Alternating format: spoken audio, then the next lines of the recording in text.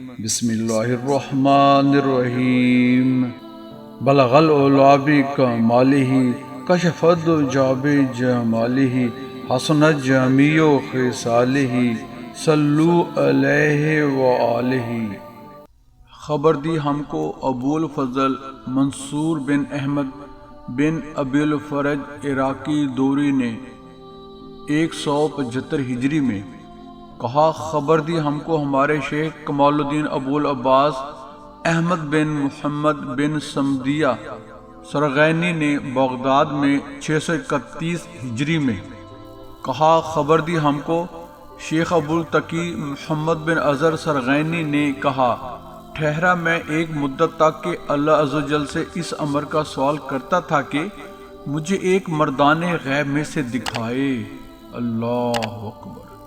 تب میں نے خواب میں ایک رات دیکھا کہ حضرت امام احمد بن حنبل رحمۃ اللہ علیہ کی قبر مبارک کی زیارت کر رہا ہوں اور ان کی قبر مبارک کے پاس ایک شخص ہے۔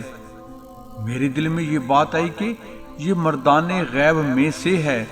پھر مجھے جاگ آ گئی اور امید ہوئی کہ میں ان کو بیداری میں دیکھوں گا۔ میں اسی وقت حضرت امام احمد حنبل رضی اللہ عنہ کے روضہ مبارک کی زیارت کو آیا تو میں نے اس وقت بعینہ وہی شخص ان کی قبر مبارک کے پاس دیکھا۔ وہ جلد زیارت کر کے وہاں سے نکلا اور میں ان کے پیچھے ہو لیا یہاں تک کہ وہ دجلہ تک پہنچا۔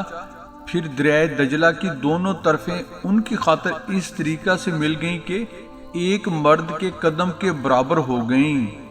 اللہ اکبر۔ تب وہ اس طرف پار ہو گئے۔ میں نے ان کو قسم دلائی کہ آپ ٹھہریں اور مجھ سے باتیں کریں۔ تب وہ ٹھہر گئے۔ میں نے ان سے کہا کہ آپ کا مذہب کیا ہے؟ انہوں نے کہا، حنفی مسلم ہوں اور میں مشرکوں میں سے نہیں ہوں۔ مجھے معلوم ہوا کہ وہ حنفی المذہب ہیں۔ پھر وہ چل دیے۔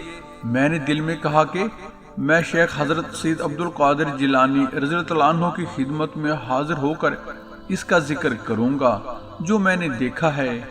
میں مدرسہ میں آیا اور آپ رضی اللہ عنہ کے دروازے پر کھڑا ہوا۔ آپ رضی اللہ عنہ نے گھر سے مجھے پکار کر کہا، اے محمد، مشرق سے مغرب تک کوئی حنفی ولی اللہ کے سوا نہیں ہے اور میرے لیے دروازہ نہ کھولا۔ سبحان اللہ۔ یہ اقتباس حضرت امام ابو الحسن شتنوفی الشافعی رحمۃ اللہ علیہ کی کتاب بہجت الاسرار سے لیا گیا ہے۔ بارگاہ الہی میں دعا گو ہیں کہ اللہ تعالی ہمیں حضرت سید عبد القادر جیلانی رضی اللہ عنہ کے مقام اور مرتبے کو سمجھنے کی توفیق نصیب فرمائے۔ بہن اور بھائیو، ایک لوویبل ریکویسٹ ہے کہ ہمارے YouTube channel Islam T V by Waheed ji کو سبسکرائب کر کے بیل آئیکن پر کلک کر لیں، آل کو چیک ان کر لیں، ہماری ویڈیوز کو اپنے حلقہ احباب میں شیئر کریں۔ دعاؤں کی درخواست ہے۔ اللہ تعالی ہمیں ایک دوسرے کا خیر خواہ بنائے۔ آمین۔ جزاک اللہ۔